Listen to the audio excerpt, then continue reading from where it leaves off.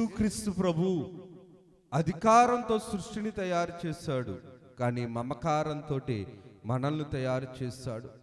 ఏ చేతితోటైతే మనల్ని తయారు చేశాడో, ఏ చేతితోటైతే స్వస్థపరిచాడో, ఏ చేతితోటైతే 5,000 మందిని పోషించాడో, ఏ చేతితోటైతే దెయ్యంలను తరిమాడో, ఏ చేతితోటైతే అద్భుతాలు చేశాడో, ఏ చేతితోటైతే విధవరాలైన స్త్రీలను ఆయన ఆదరించాడో, అదే చేతితోటి ఆయన బైబిలు మిషను అని రాశారు.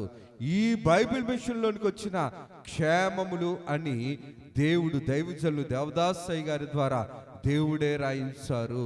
దేవుని హస్త నిర్మాణము కలిగిన మనము దేవుని హస్త సంఘమైన బైబిల్ మిషన్లో ఉన్నామా? ఎక్కడ ఉన్నాం? లోకము ఉన్న సంఘములో ఉన్నామా?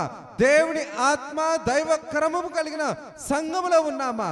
మనకు మనం గ్రహించుకోవలసిన వారమై ఉన్నాం.